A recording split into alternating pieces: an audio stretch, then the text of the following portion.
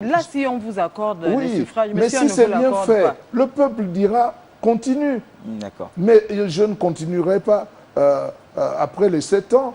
Je ne demanderai pas un autre mandat. Je ne solliciterai pas. Une dernière question sur la politique. Un mandat au-delà du renouvellement prévu, c'est-à-dire 7 ans plus 7. Vous n'irez pas avec le goût d'inachevé, vous ne chercherez pas à modifier la Constitution. Il n'y a jamais de goût d'inachevé. Il n'y a que des gens qui se croient irremplaçables. Et pour terminer, parlant de la Constitution, quel fonctionnement pour la Cour constitutionnelle? Là aussi, c'est un problème. La Cour constitutionnelle est devenue la Cour du roi. C'est quand vous voyez une majorité où le président de l'Assemblée nomme une partie des juges, où dans cette même majorité, le président du Sénat nomme une partie des juges, le président de la République nomme une partie des juges, en étant tous de la même majorité, vous mettez sous éteignoir la mission même de la Cour constitutionnelle. Et vous lui confiez des missions qu'on aurait pu confier à Dieu. Les membres de la Cour constitutionnelle n'ont pas la science infuse. Quel genre de mission? Tous. Or, ils s'occupent de tout, même du recensement de la population. Ils ne participent pas, mais ils ont cette capacité que l'on ne retrouve que chez les membres de la Cour, de modifier les chiffres à souhait d'un recensement général de la population. Mais Monsieur le Président, est-ce qu'il n'y a pas beaucoup d'affirmations dans ce que vous dites? La Cour aurait pu dire non, écoutez, laissons ceux qui font le recensement faire le recensement. Nous, on est loin de tout ça. Mais quand on accepte, parce que nous sommes sur une république du faux. Moi, j'étais conseiller, jeune conseiller aux finances et à la Caisse autonome d'amortissement, que le Fonds monétaire arrivait. On transformait les chiffres pour que ce soit en phase avec ce que le Fonds monétaire veut. Mais peu de temps après, mais on retombait dans les mêmes travers et on demandait encore au Fonds monétaire de venir. À partir du moment où on pratique la politique du faux, il est sûr et certain qu'on peut tromper les autres, mais on ne peut pas se tromper soi-même. Donc, il faut que nous apprenions à être vrais et que nous acceptions de la vérité, ce qui nous conduit à mieux servir nos concitoyens.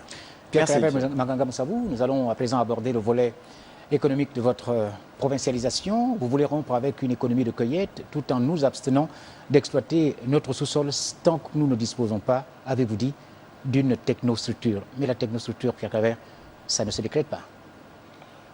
Bien. La technostructure ne se décrète pas. La technostructure est une question de volonté politique pour former et bien former les Gabonais qu'il faut. Vous savez, vous êtes du métier.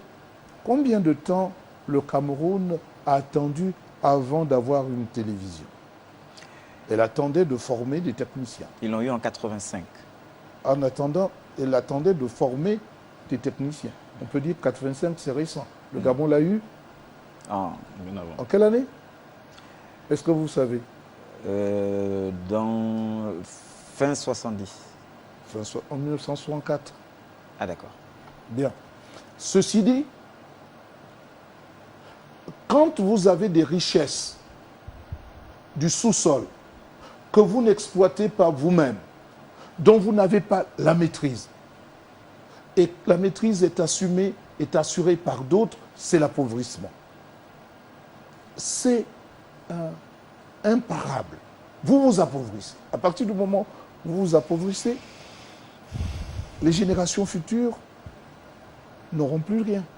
J'ai été à Santa Fe, la capitale du Nouveau-Mexique, aux États-Unis. J'ai demandé au secrétaire général de cet État, mais pourquoi le Nouveau-Mexique n'est pas aussi développé que les autres États de la fédération? Il m'a répondu que le Nouveau-Mexique avait du pétrole. Mais ce pétrole appartient aux générations, a appartenu aux générations passées, appartient aux générations présentes et doit appartenir aux générations futures. Que les générations présentes ont tout simplement le devoir de l'exploiter, de prendre le fruit de cette exploitation, de mettre dans les banques et de manger les petits. Au Gabon, on mange et les petits et le gros.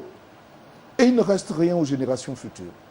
Donc lorsque vous exploitez le pétrole, alors que vous n'avez pas de jeunes Gabonais qui existent, mais vous ne leur confiez pas cette responsabilité. Nous avons des ingénieurs, nous avons ceux qui sont là à l'exploitation du pétrole sont des Gabonais, mais vous n'avez pas une réelle maîtrise de cette exploitation. Vous ne connaissez même pas les quantités qui sont exploitées. Et à partir de ce moment, vous enclenchez un appauvrissement. C'est pourquoi je dis, il vaut mieux ne rien faire et rester toujours avec son pétrole et être riche. Vous avez vu la Guinée équatorienne? Le pétrole, ce n'est pas quelque chose qu'on vient mettre sous terre. Hein. Ça existait depuis longtemps. Ils ont attendu. Mais en même temps, cet homme, Teodoro Obiangema, finalement, malgré son fils qui est un peu exubérant et dépensier, jouisseur à souhait, mais le père veut laisser une trace et la Guinée équatoriale à côté nous dame le pion. C'est un exemple, peut-être pas de développement, parce que ça n'atteint pas forcément toutes les couches de la population, mais du point de vue des infrastructures, alors justement, on nous voit allons déjà quelque chose se dessiner et qui fait plaisir à regarder. Ok, nous allons voir comment justement vous allez mettre en œuvre votre projet de provincialisation tout en incluant l'exploitation de notre sous-sol avec Alain Richard. Monsieur Pierre-Claver Mangam-Savou, une fois de plus, bonsoir. Bonsoir. Alors, une fois élu, vous êtes pour la nationalisation ou la privatisation du service public de l'eau et de l'électricité? Le service, comme vous dites, public de l'eau et de l'électricité, il est public. Les entreprises qui doivent desservir en eau et en électricité l'ensemble du territoire, ce sont des entreprises qui doivent être bien gérées, non pas pour faire des bénéfices, mais pour faire des bénéfices aux entreprises qui s'installeraient ici et là. Il n'y a que l'État qui peut assumer cette mission. Vous dites dans votre discours programme que les entreprises qui exploitent nos matières premières devraient donc, en plus, devraient investir donc, dans une ou plusieurs activités de diversification de l'économie en se servant de la PID. Mais, je ne sais pas si elles vont se servir de la PID. En tout cas, c'est ce qui est écrit dans votre discours programme. Non, je ne sais pas si elles devraient se servir de la PID. Pour l'instant, c'est la PID. Ce que je veux dire. Alors, c'est peut-être intéressant si vous me laissez aller jusqu'au bout. Allez-y, allez-y. Voilà. Excusez-moi. Vous parlez donc que ces entreprises devaient diversifier, avoir des activités de diversification en se servant de la PID. Mais est-ce que ces entreprises aussi n'auraient pas pu faire des petits avec cette PID, faire des placements? Voilà la quintessence de ma pensée. En France, vous avez une entreprise comme Total, Elf-Avant, Total aujourd'hui, qui a Sanofi. Sanofi, ce n'est pas l'exploitation du pétrole. C'est une diversification de l'activité de cette entreprise, cette grande entreprise pétrolière. Lorsque j'ai été élu maire de la commune de Mouila en 1987, je ne sais pas d'où je tirais la force d'aller partout, j'ai été auprès de l'ensemble des entreprises, des grandes et des moins grandes, pour solliciter un concours. Et à cette occasion, je leur posais la question de savoir pourquoi vous ne diversifiez pas votre activité. Ils m'ont répondu qu'ils ne sont là que pour l'extraction du pétrole, pour la cueillette. Je dis non. il faut que chaque entreprise qui veut exploiter nos richesses, en même temps, dans ce cahier des charges, nous exigeons qu'il prévoit qu'une partie de ce qu'ils exploitent soit investie au niveau du Gabon. Ça ne peut se faire que dans la diversification. Le Gabon doit cesser d'être un pays de cueillette.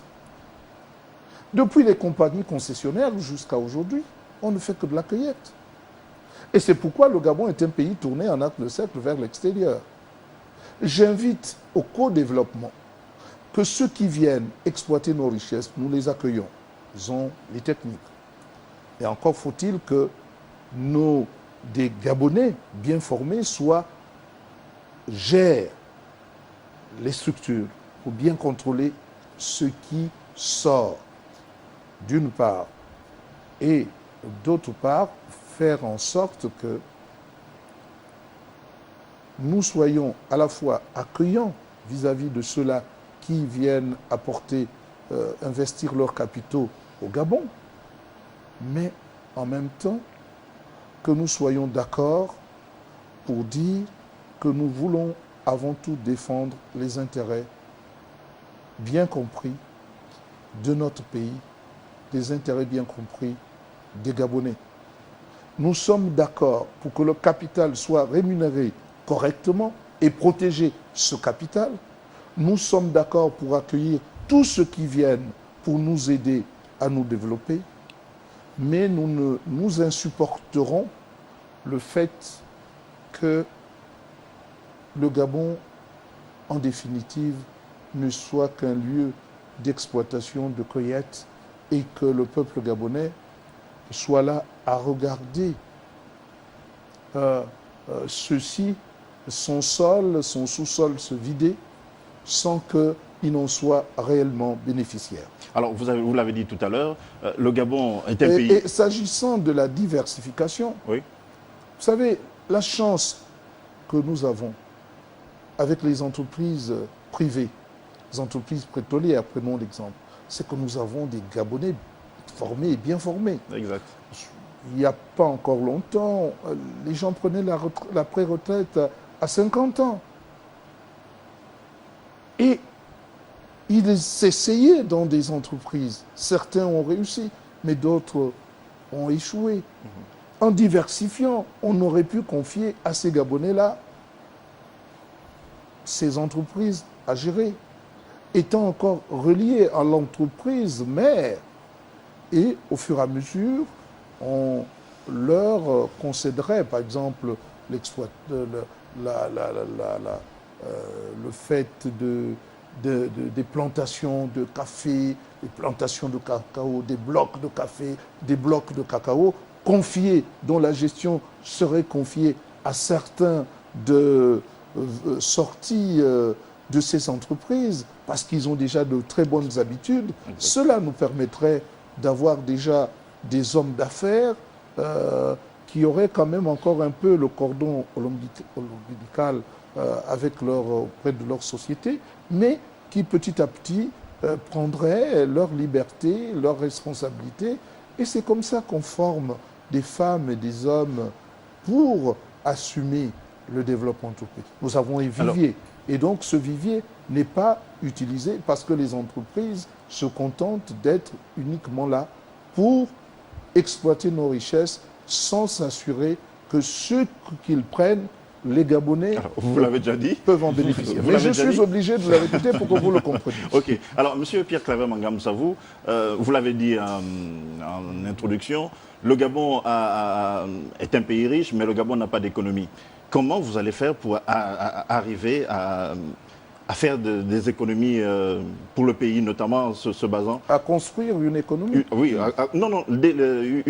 une économie, notamment par exemple, je prends un exemple, des placements pour des fonds de génération future. Quand on dit que le Gabon a des finances, n'a pas d'économie, c'est-à-dire une économie qui génère, qui provoque la multiplication des richesses et qui fait qu'il y ait plus de finances. Les finances tirées du pétrole vont petit à petit ne plus exister dès qu'il n'y aura plus de pétrole. Exact. Or, s'il y avait une économie, c'est par le biais de l'économie qu'on peut multiplier les richesses. Alors, je sollicite Donc, oui. maintenant, si vous abordez le volet économie, Épargne. c'est-à-dire qu'un État ait des réserves, lorsqu'on parle d'un fonds pour les générations futures, ce fonds qui est complètement dilapidé, c'est bien la marque qu'on se fout éperdument de la génération future. On se fout éperdument des jeunes. On ne veut pas laisser à notre jeunesse de quoi poursuivre leur vie de manière décente.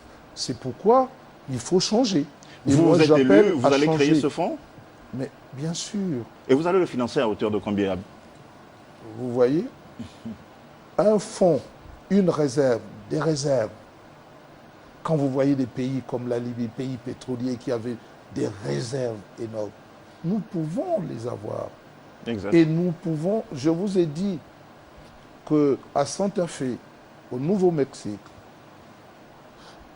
on a placé tout l'argent et les résultats de ces placements, c'est ce qui sert à financer les budgets. C'est que toutes les générations vont trouver ces placements-là et vont vivre de ces placements.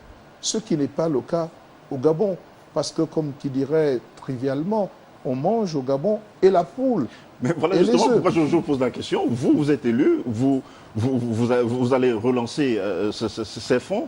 Vous allez placer à peu près combien en réserve? D'abord, ce que je viens de vous dire. On ne peut placer tous les fonds. Ces fonds génèrent des résultats. Ce sont ces résultats qu'on utilise pour les générations présentes, pour que les générations futures puissent aussi bénéficier de l'exploitation de nos richesses. Ça, c'est une méthode. La deuxième, c'est de dire, chaque année, nous allons mettre, pourquoi pas, 200 milliards dans le fonds. Et régulièrement. Mhm. Mais ça ne va pas être assez. Il faut, l'un des fonds, c'est la formation de l'individu. Qui, quand un individu est formé et bien averti, c'est un placement pour l'avenir. Ce qui n'est pas encore le cas aujourd'hui. Donc je m'efforcerai d'investir sur l'homme, parce que tout est fait pour l'homme, mais par l'homme, et par conséquent, en donnant les moyens aux jeunes Gabonais pour se bien former, d'abord parce qu'il sera logé correctement, et parce que j'augmenterai les allocations familiales pour aider les familles à 25 000 francs par enfant. Ne me dites pas là où je vais trouver de l'argent. Vous savez que je suis financier.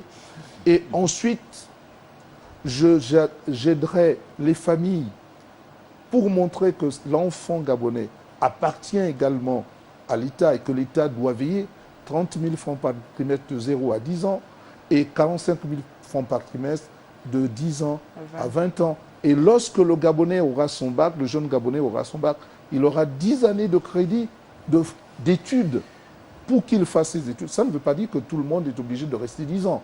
Il peut avoir en 3 ans sa licence professionnelle, venir travailler, 5 ans son master 2, mais ceux qui voudraient aller le plus loin possible, ils ont cette latitude de pouvoir le faire, parce que tant que nous n'aurons pas des Gabonais bien formés, nous n'irons nulle part, Exact. nous tournerons en rond. Et ceux qui ne pourront pas faire des études, nous donnerons 3 années de crédit de formation professionnelle pour que chaque Gabonaise et chaque Gabonais qui n'a pas pu accéder, n'a pas pu faire des études supérieures, puisse avoir un métier. Actuellement, tous les métiers sont aux mains des étrangers. Ok. Alors, Enfin, de nos frères étrangers. Pierre Claver Mangaba-Moussavou, président de la République, il augmente du simple au double l'indice pour les fonctionnaires de 425 à 850 francs, à 850 le point d'indice. Il crée un fonds de 15 milliards 700 francs CFA annuels pour financer justement la formation et les personnes déflatées. Il consacre 180 milliards de francs CFA à raison de 20 millions l'an pour... 20 milliards. 20 milliards. 20 milliards à raison pour la provincialisation. Il Non. augmente les allocations. Pour la déconcentration, pour les gouverneurs, pour la gestion des provinces. La décentralisation aura, si le budget est de 3 000 milliards, aura 300 milliards. 10%. Donc le tout, 480 milliards. D'accord, ok. Alors, j'ai envie de vous demander, vous allez le prendre dans votre budget de fonctionnement ou dans le budget d'investissement? Peut-être avant de répondre à cette question, il faut ajouter à ce qu'il vient de dire, vous prévoyez également une allocation de 60 000 francs pour les personnes du troisième âge non pensionnaires, 45 000 francs pour les handicapés n'exerçant aucune activité, un crédit de formation professionnelle de 3 ans aux jeunes non diplômés. Alors, tout cet argent.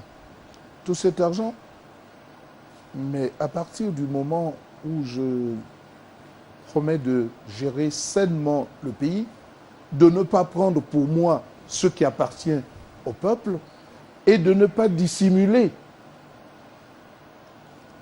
les fonds de l'État. Est-ce que vous savez, est-ce que vous vous souvenez qu'en 1993, avant la dévaluation, le budget de l'État était arrivé à 2 000 milliards avant dévaluation. Après dévaluation, il aurait pu être de 4 000 milliards. Et vous savez aussi que jusqu'à présent, on peine à arriver à 3 000 milliards de budget. Cela, je conclus qu'on dissimule les recettes de l'État.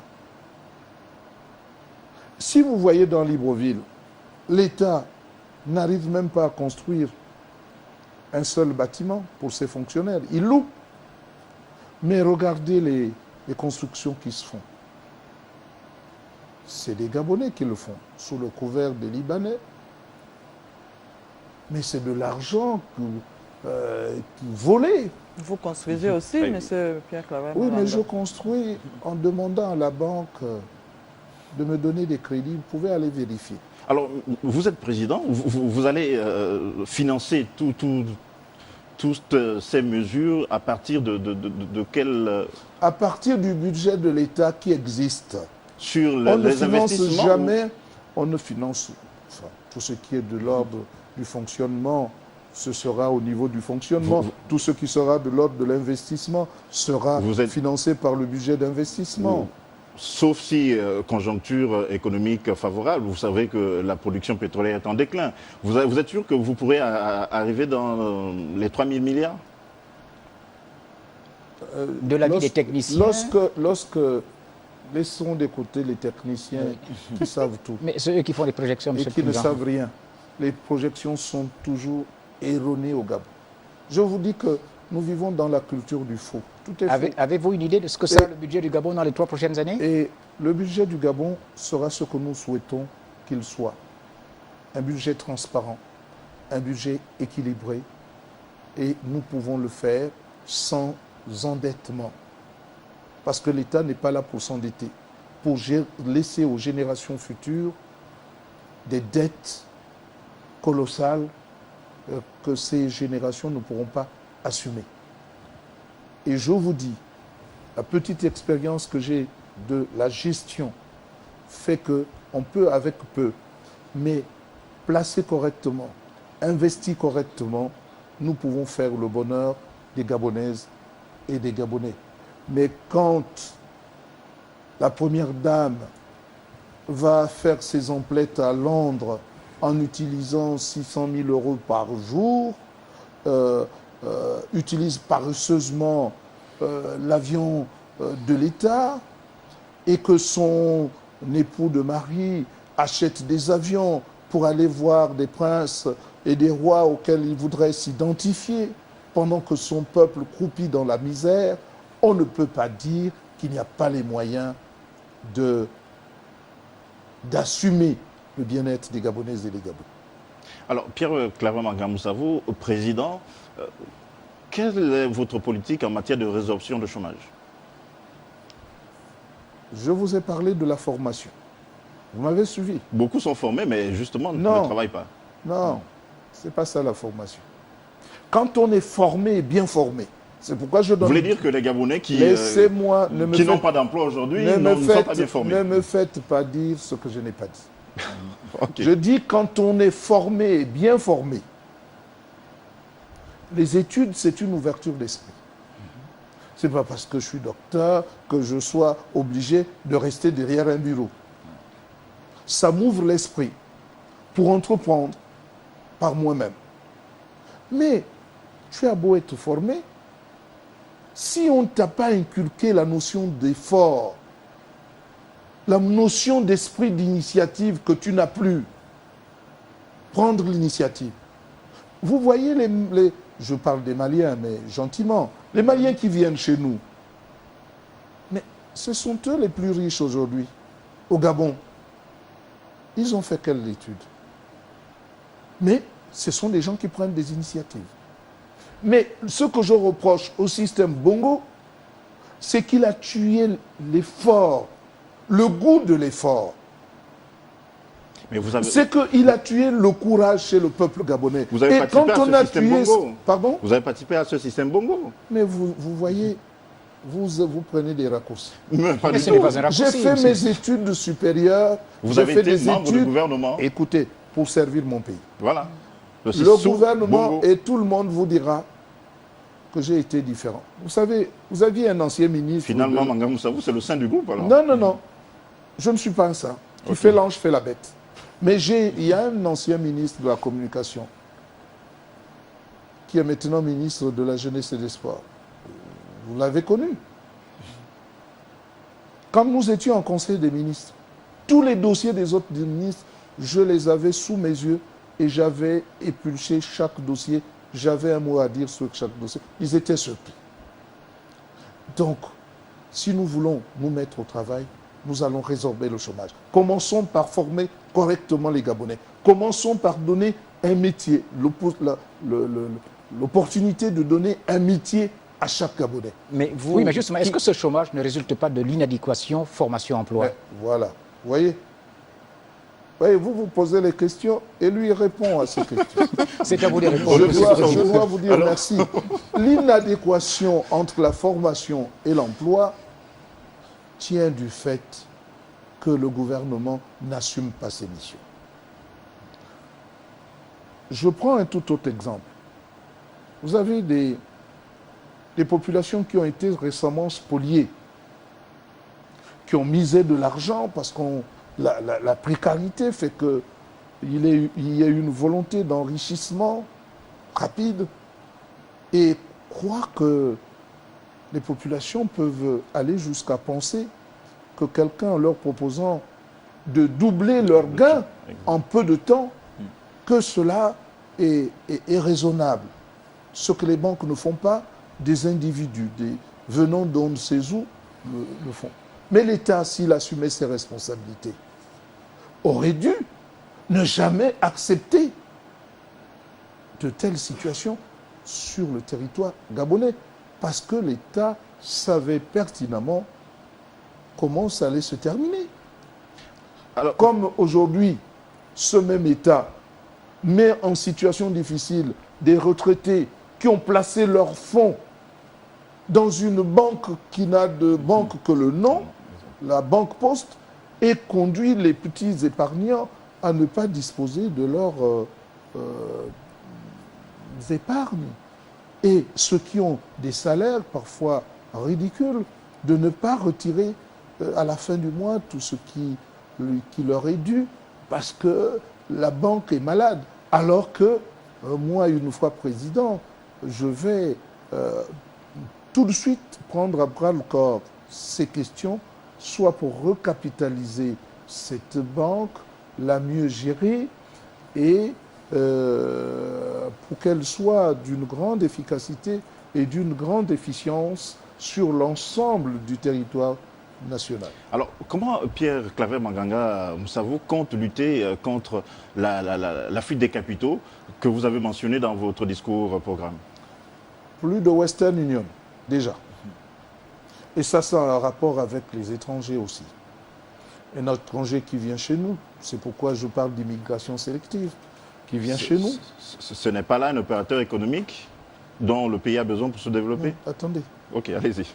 Un étranger qui vient chez nous par pirogue, en culotte, le plus souvent, ou à la nage, on ne va plus le refouler.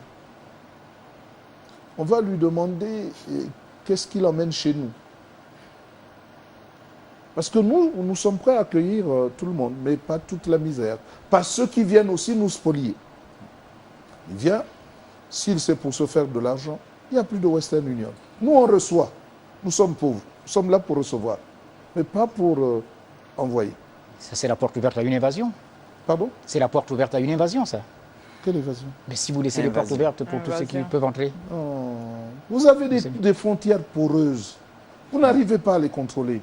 Écoutez d'abord ce que je vais vous dire. Quand cet étranger arrive, si c'est pour de l'argent, vous n'avez plus la possibilité de transférer de l'argent intempestivement par les Western Union. C'est fini. Ce laxisme sera enrayé totalement. Si vous venez chez nous, parce que vous estimez que le Gabon est un pays où il fait bon vivre, il y a de belles femmes, je vais en épouser une, construire ma maison, avoir des enfants, un travail, on lui dit bravo. On ne t'a pas appelé. L'argent, tu ne l'envoies pas aussi à l'extérieur. Tu vis, tu investis. La terre est la même pour tous, surtout des Africains. Il vit, il meurt là, on l'enterre. Ce n'est pas contraire au code de... Laissez-moi continuer. Si maintenant, un jour, il se souvient qu'il a un autre pays et qu'il veut y retourner, il est libre. Il retourne comme il est venu. Il ne vend pas la maison. Elle appartient à la femme et aux enfants qui sont 100% gabonais, puisque lui-même est gabonais d'adoption. Donc, voyez-vous, nous ne refusons pas que les gens viennent, mais nous mettons des mesures dissuasives pour comprendre qu'on ne peut pas ôter des moyens à Jacques pour les donner à Paul. Nous sommes bien ouverts aux autres. Ces autres viennent et nous respectent et ne nous spolient pas. Alors, la dernière question sur le volet économique avec Alain Richard. Alors, bon, je me soumettre au modérateur. Monsieur Pierre-Claver Mangamoussavou, j'ai une question un peu particulière, un peu personnelle, si vous me permettez de vous la poser. Posez-la. Alors, vous êtes dans le milieu des affaires. Une fois élu, Pierre-Claver Mangamoussavou, est-ce qu'on ne craint pas d'avoir à la tête de l'État un président qui sera mêlé aux affaires d'élite d'initiés? Comme Patrice Talon. Voilà, vous avez compris ma question, donc je pose... D'abord, quelles sont les affaires de Maganga Moussavou? Maganga Moussavou, lorsqu'il vient du Fonds monétaire international et qu'on ne veut pas le voir au Gabon, au lieu de se retrouver avec un Motorola au PK5, comme ses parents, s'est occupé, parce que c'est un révolté, à construire des logements sociaux, des logements pour y loger des enseignants qui vivaient dans des conditions difficiles. Ces maisons, louées à l'État, ont conforté mes finances. Et ayant des moyens, j'ai dû investir et dans les hôtels et dans d'autres logements. Toujours dans le sens de construire ma ville.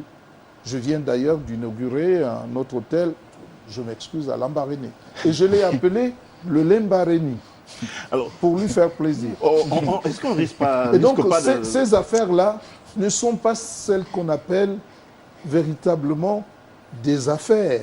Le prochain hôtel, ce sera et dans mon donc, village. Il est facile de confier de la construction de logements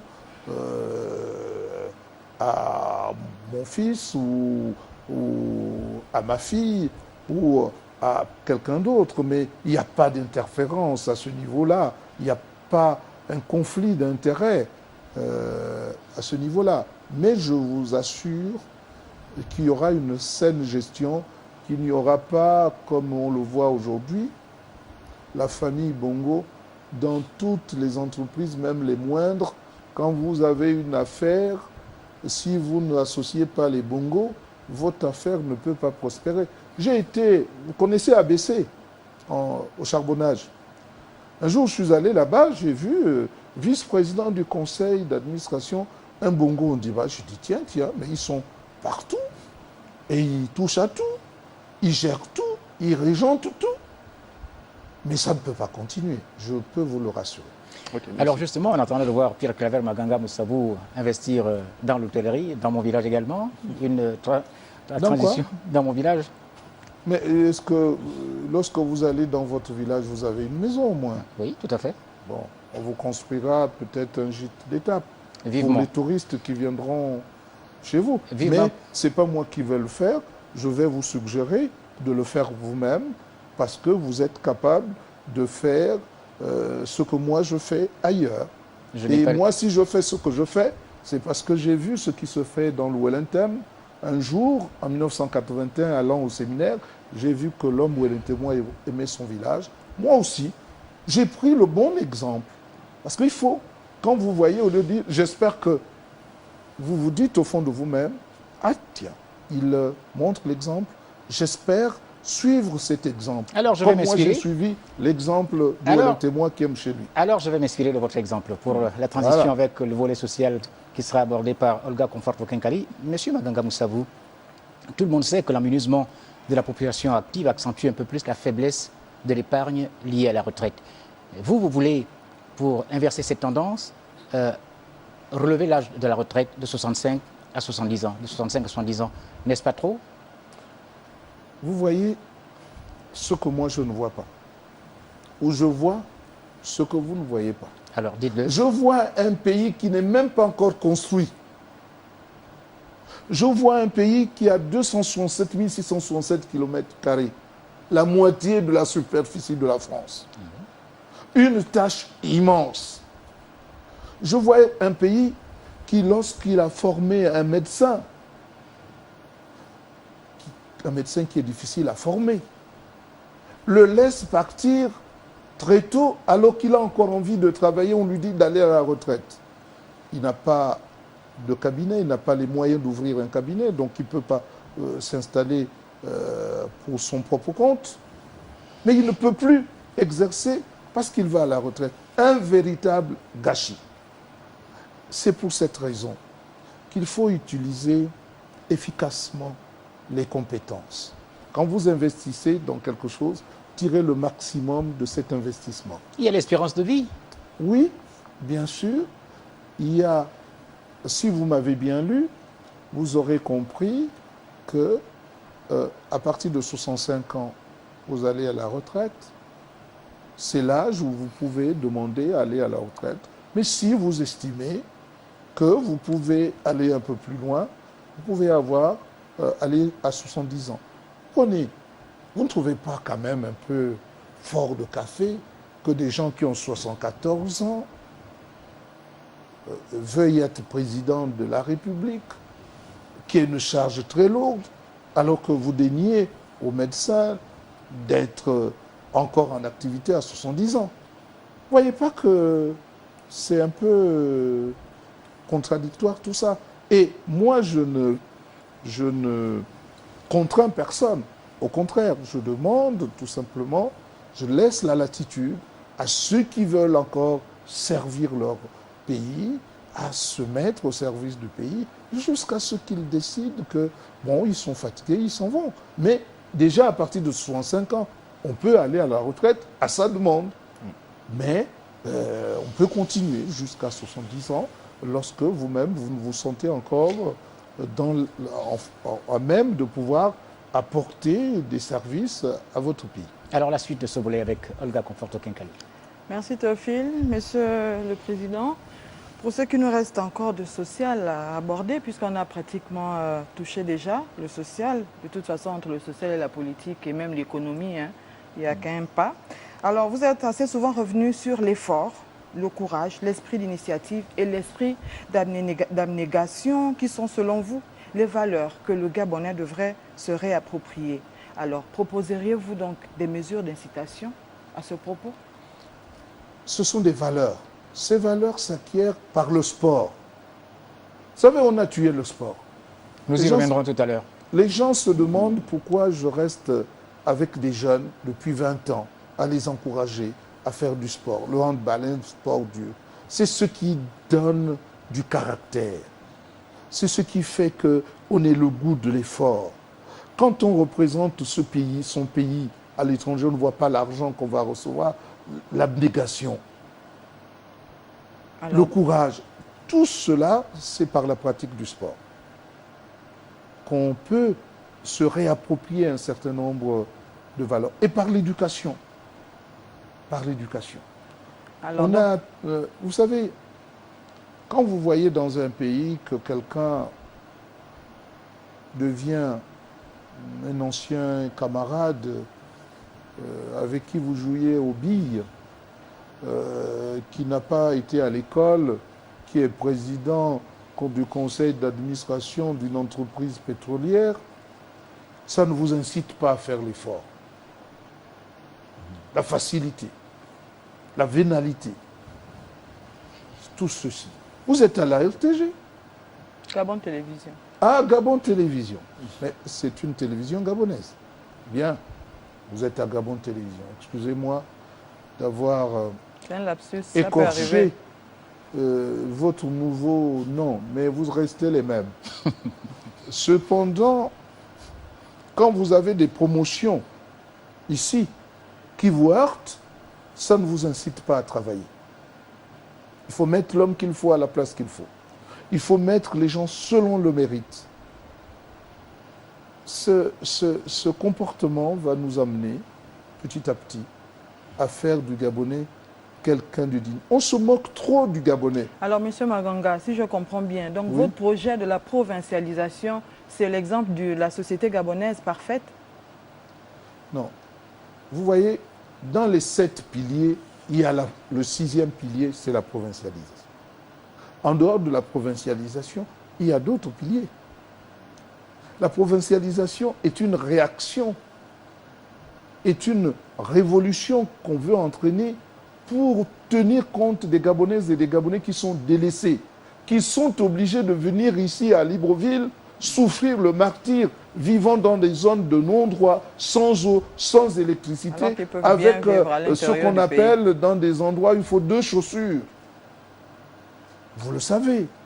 Oui, vous Donc, aussi. si on provincialise, les gens resteront chez eux et vivront heureux là-bas.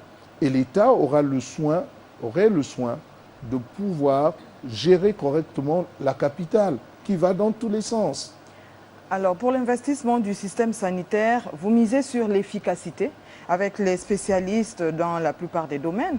Alors, quel partenaire privilégié recevrez-vous ou choisirez-vous pour que ces derniers veillent sur les plateaux techniques, par exemple, ou sur les médicaments?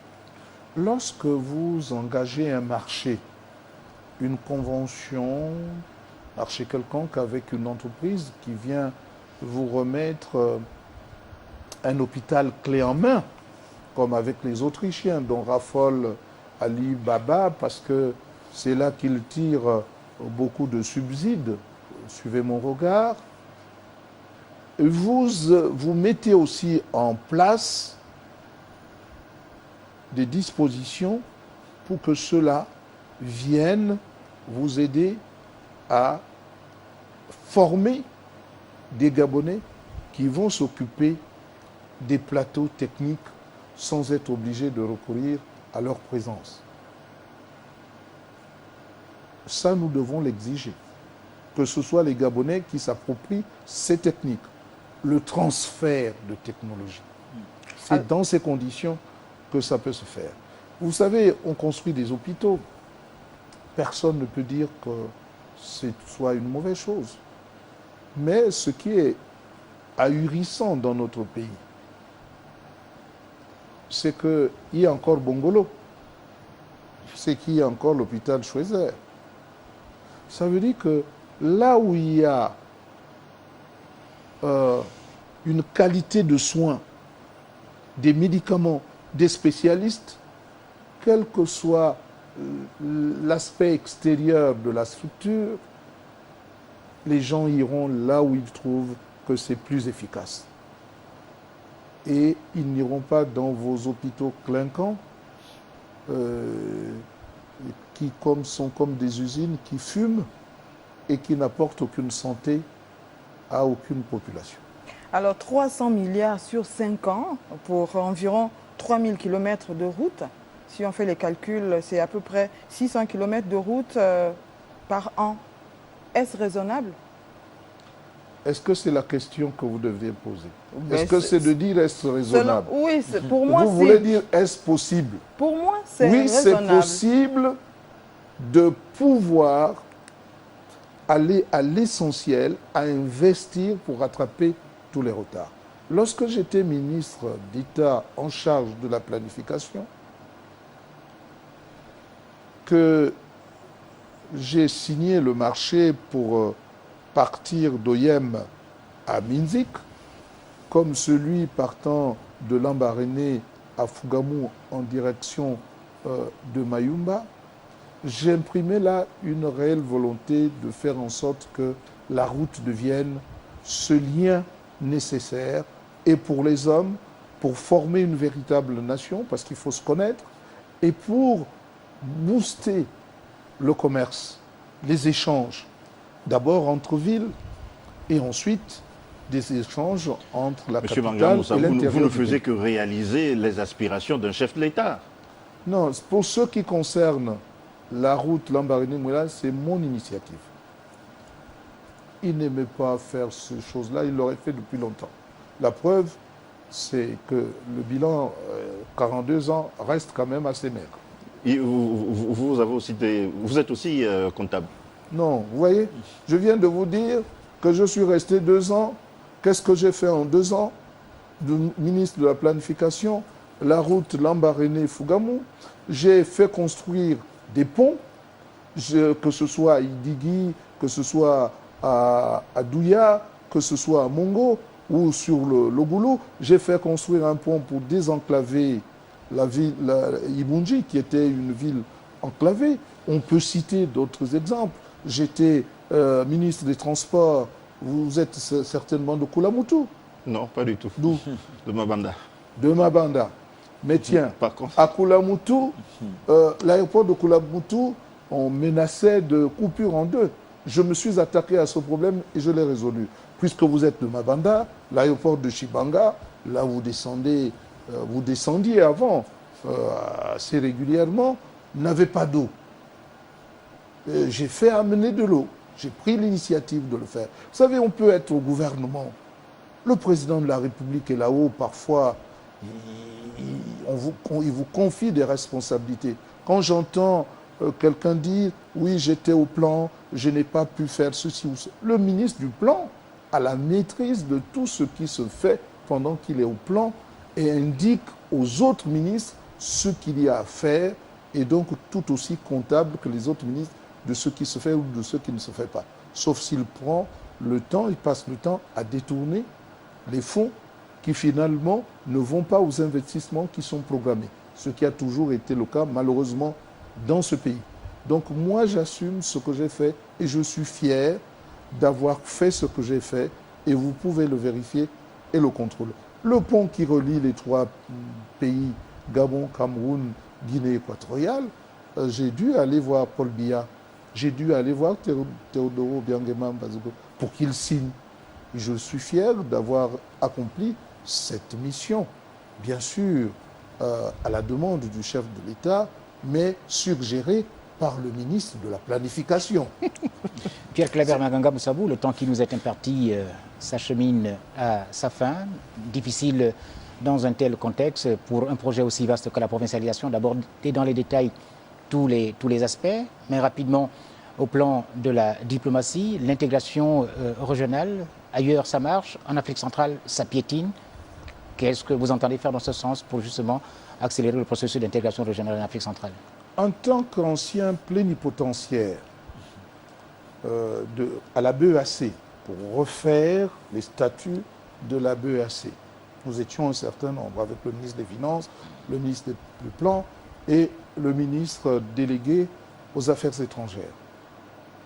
Je ne peux pas comprendre qu'aujourd'hui, il n'y ait pas une réelle intégration. Cela est dû tout simplement à la peur de l'autre. La peur de l'autre.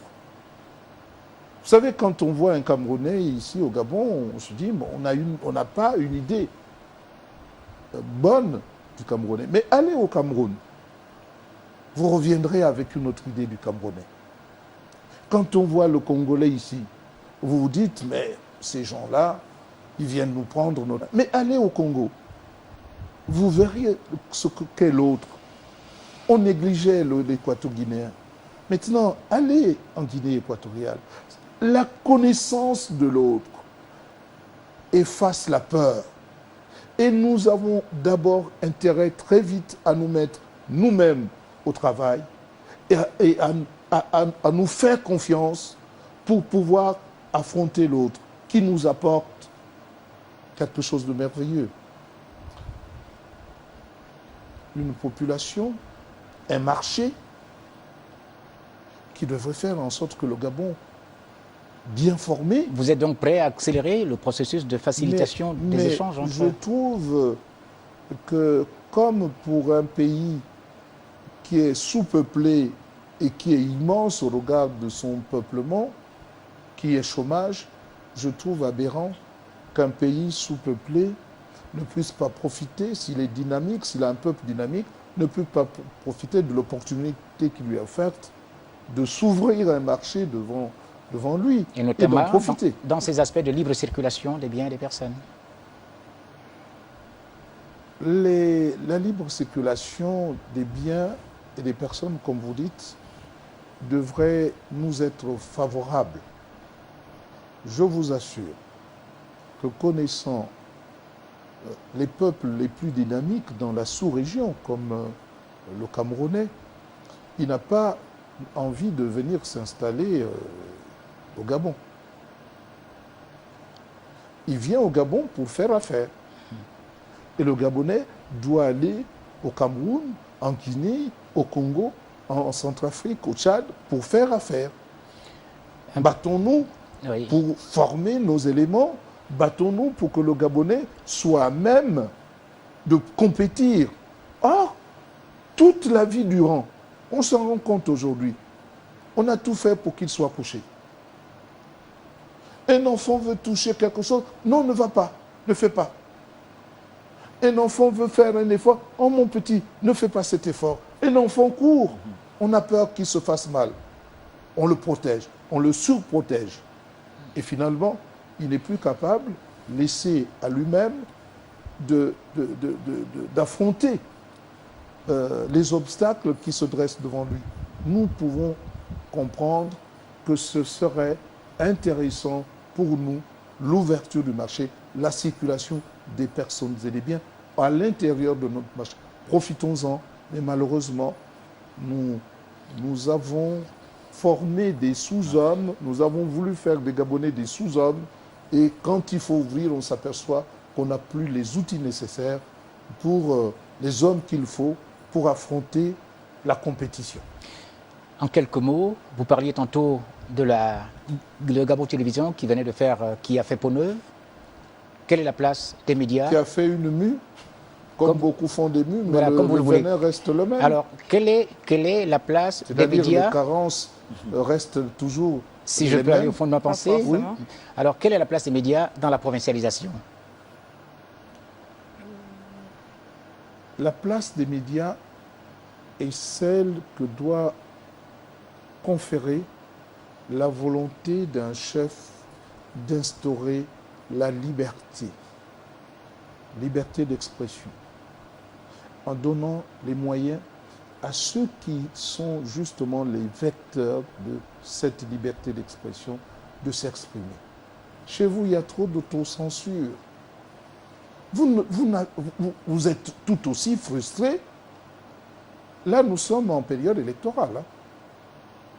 Mais au sortir de là, vous serez enfermé encore dans une situation déplorable où c'est un seul parti qui va du matin au soir nous débiter vraiment excusez-moi du mot, des imbécilités On se demande même, est-ce que vous savez que vous êtes regardé ailleurs que par les Gabonais?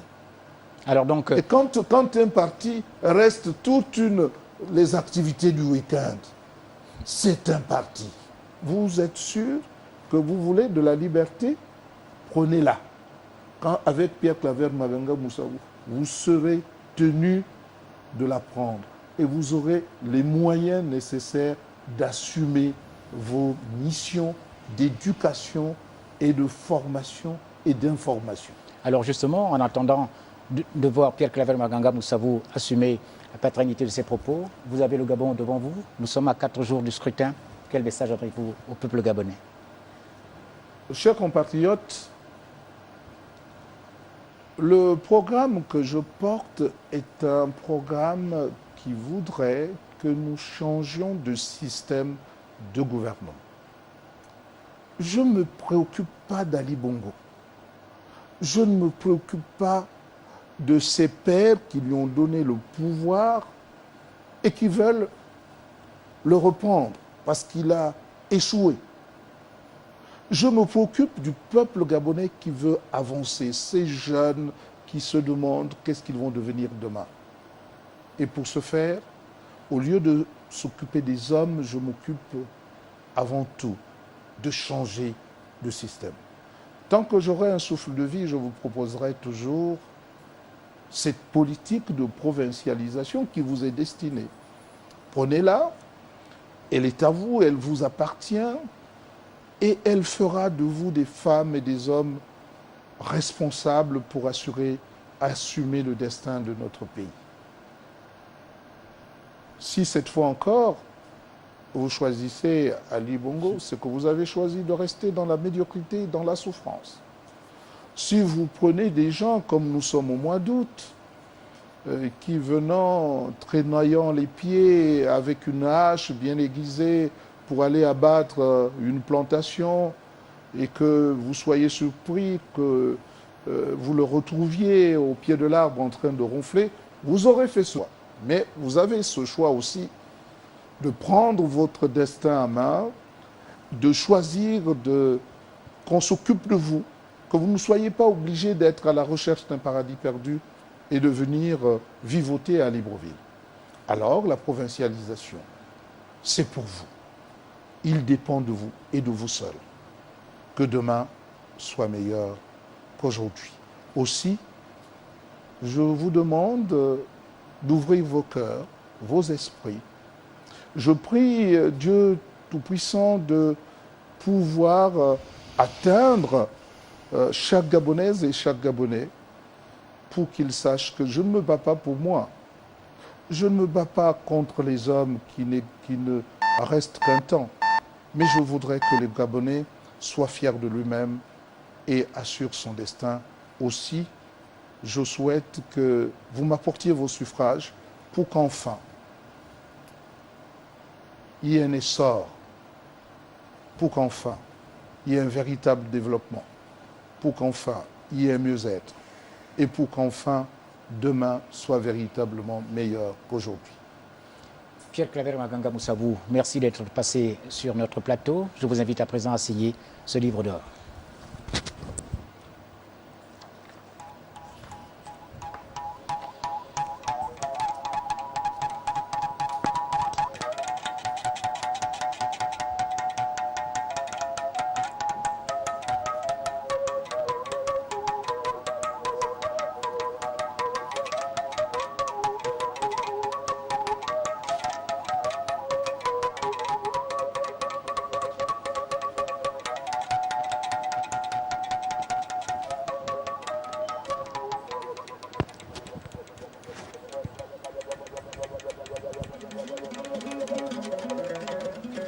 Mesdames, Messieurs, voici ce qu'a écrit Pierre Claver Maganga Moussabou en guise de conclusion. La provincialisation, une révolution pour un développement équitable de l'ensemble des provinces, avec deux piliers, la déconcentration et la décentralisation, qui vont féconder le vivre ensemble, tant dans nos villes que dans nos villages. J'ai foi en ce pays, j'ai foi en son peuple, j'ai foi dans un système plus efficace et plus efficient. Merci pour votre confiance. Signé Pierre Claver Maganga Moussabou. Ainsi donc s'achève cette émission. Nous nous retrouvons dans un peu moins de 30 minutes. Cette fois, notre invité sera M. Jean Ping.